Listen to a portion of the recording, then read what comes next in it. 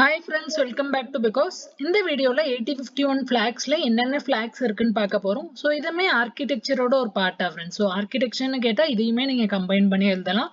இல்ல தனியா கேட்டாலும் தனியா எழுதலாம். So fundamentally 8051 flagsல பாத்தீங்கன்னா மொத்தம் 8 பிட் இருக்கும்.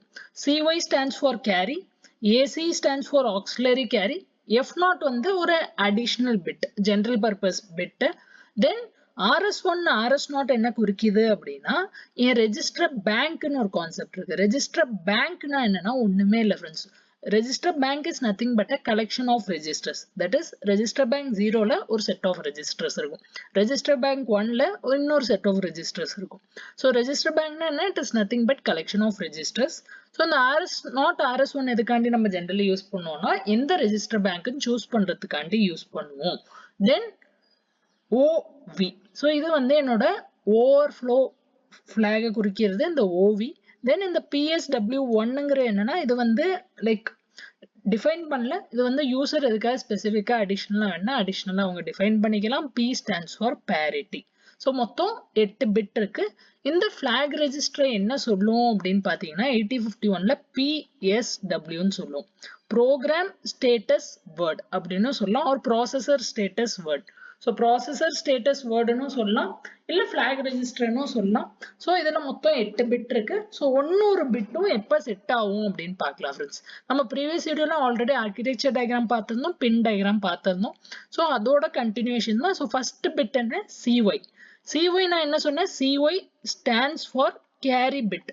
ஸோ நம்ம நார்மலா அடிஷன் சப்ட்ராக்ஷன் நம்ம டெசிமல்ல பண்ணும்போது ஒரு கேரி வரும்ல, அதே மாதிரிதான் இங்க நம்ம 8051 வச்சு எய்தர் அடிஷன் பண்ணாலும் சரி இல்லைன்னா சப்ட்ராக்ஷன் பண்ணாலும் சரி, இந்த மாதிரி கேசஸ்ல கேரி வந்தால் அப்போ வந்து இந்த கேரி பிட் செட் ஆகும்.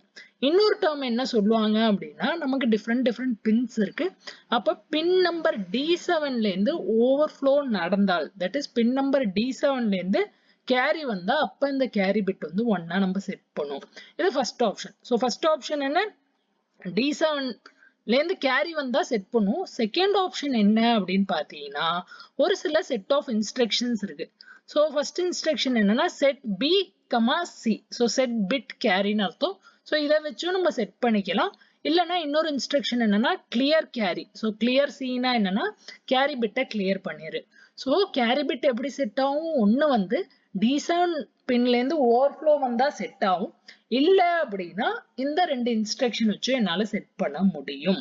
நெக்ஸ்ட் வந்து ஆக்சிலரி கேரி. ஸோ சிஒய்க்கும் ஆக்சிலரி கேரிக்கும் என்ன டிஃபரன்ஸ் அப்படின்னா CY pertains to pin number D7 or pin number D7ன்னு வச்சுக்கோங்க சிம்பிளா. இதே ஆக்சிலரி கேரி ஏசி பாத்தீங்கன்னா ஆக்சிலரி கேரி எப்ப செட் ஆகும் அப்படின்னா என் கம்ப்யூட்டேஷன் அப்ப என் D3ல இருந்து D4க்கு கேரி வந்தால் அந்த கேஸ்லலாம் செட் ஆகும். தட் இஸ் எப்போ வந்து என் அடிஷனோ சப்ட்ராக்ஷனோ பண்ணும்போது என் D3 பிட்ல ஒரு D3 பின்ல இருந்து D4 பின்ல கேரி மூவ் ஆச்சு அப்படின்னா அந்த டைம் என்னோட ஆக்சிலரி கேரி செட் ஆகும். ஸோ அடிஷன் சப்ட்ராக்ஷன் அப்ப. நெக்ஸ்ட் வந்து F0. F0னா என்ன சொன்னா இது வந்து ஜென்ரல் பர்பஸ். இதை எதுக்காண்டி வேணாலும் நம்ம யூஸ் பண்ணிக்கலாம். இது என்னோட F0. நெக்ஸ்ட் வந்து RS1, RS0. ஸோ இது எதுக்கு யூஸ் பண்றோம்? ரெண்டுமே வந்து ரெஜிஸ்டர் பேங்க் செலக்ஷனுக்காண்டி யூஸ் பண்றோம். ரெஜிஸ்டர் பேங்க்னா என்ன? It is nothing but collection of registers. So என் ரெஜிஸ்டர் பேங்க்னா என்ன? It is nothing but collection of registers.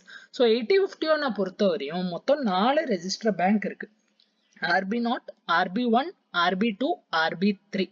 So இது வந்து நம்ம நார்மல் சிஓஏல படிச்சிருப்போம்ல பிட் காம்பினேஷன். 2 பிட் இருக்கு. அப்போ மொத்தம் எனக்கு என்ன காம்பினேஷன்?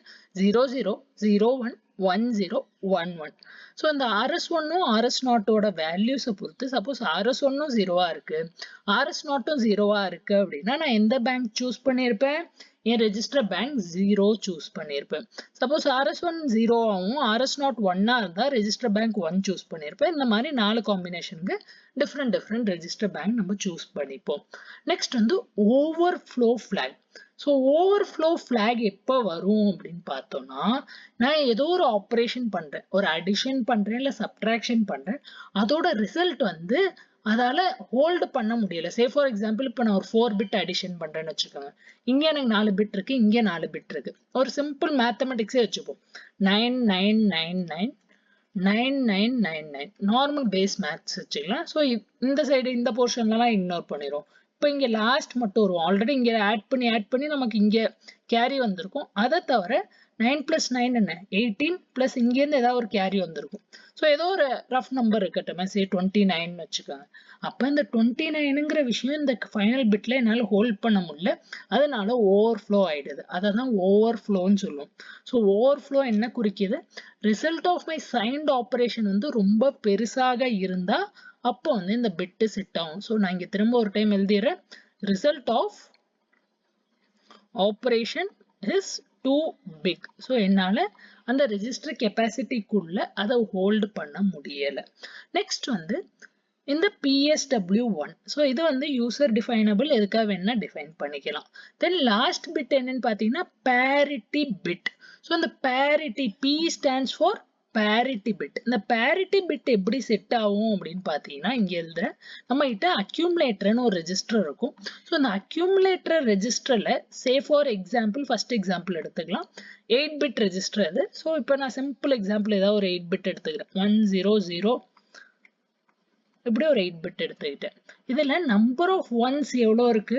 நம்பர் ஆஃப் ஒன்ஸ் இதுல பாத்தீங்க அப்படின்னா ஒரு சிங்கிள் ஒன் இருக்கு. தட் இஸ் அக்யூமுலேட்டர்ல இருக்கிற டேட்டால நம்பர் ஆஃப் ஒன்ஸ் எவ்வளோ இருக்கு? இங்க வந்து ஒரு ஒத்த ஒன் தான் இருக்கு. That is odd number of ones இருந்தால் இந்த கேஸ்ல என் parity பிட் என்னன்னு செட் ஆயிருக்கும்? 1ன்னு செட் ஆயிருக்கும்.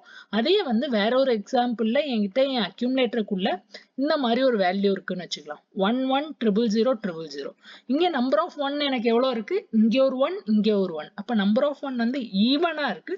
அந்த மாதிரி கேஸ்ல என் parity பிட் வந்து 0ன்னு செட் ஆயிடும். அவ்வளவுதான் ஃப்ரெண்ட்ஸ். ஸோ ரொம்ப காம்ப்ளிகேட்டட் விஷயங்கள் ஒண்ணுமே இல்லை. மொத்தம் 8 பிட் எப்போ செட் ஆகணுங்கிற விஷயம் மட்டும் நம்ம ஞாபகம் இருந்தா போதும். First CY bit carry bit இது எப்போ செட் ஆகும்? என் D7ல இருந்து கேரி வந்தா செட் ஆகும். AC stands for auxiliary carry. D3ல இருந்து D4 கேரி போனா அப்ப செட் ஆகும். F0 வந்து ஜெனரல் பர்பஸ். RS1 RS0 வந்து ரெஜிஸ்டர் பேங்க் சூஸ் பண்ண யூஸ் பண்றோம். OV stands for overflow flag. Then PSW1 வந்து யூசர் டிஃபைனபிள். ஸோ யூசர் வந்து அடிஷ்னலாக வேணும்னா அதுக்கு யூஸ் பண்ணிக்கலாம். தென் லாஸ்டா parity bit depends on the number of ones in the data stored in accumulator. இவ்வளவுதான் ஃப்ரெண்ட்ஸ் ஃபிளாக்ஸை பொறுத்த வரையும். ஸோ நான் டீட்டெயிலாக தனித்தனியாக விட்ரோ போடுறதுக்கான ரீசன் என்ன அப்படின்னா அப்போதான் உங்களுக்கு விஷயங்கள் ஈஸியாக புரியும், இல்லைன்னா ரொம்ப காம்ப்ளிகேட் ஆகிடும். ஸோ இதோட எக்ஸ்பிளனேஷன் இங்கே இருக்குது. ஜஸ்ட் ஒரு டைம் கோ த்ரூ பண்ணுங்க. ஸோ நோட்ஸ் மாதிரியும் இதை நீங்கள் ரெஃபர் பண்ணிக்கலாம் ஃப்ரெண்ட்ஸ். வீடியோ பிடிச்சிருக்கு, யூஸ்ஃபுல்லாக இருக்குது அப்படின்னு ஃபீல் பண்ணீங்கன்னா மறக்காமல் லைக் பண்ணிடுங்க. ஃப்ரெண்ட்ஸ் கூட ஷேர் பண்ணிடுங்க. சேனலை சப்ஸ்கிரைப் பண்ணலன்னா சப்ஸ்கிரைப் பண்ணிடுங்க. நெக்ஸ்ட் வீடியோவில் பார்க்கலாம். தேங்க்ஸ். பை.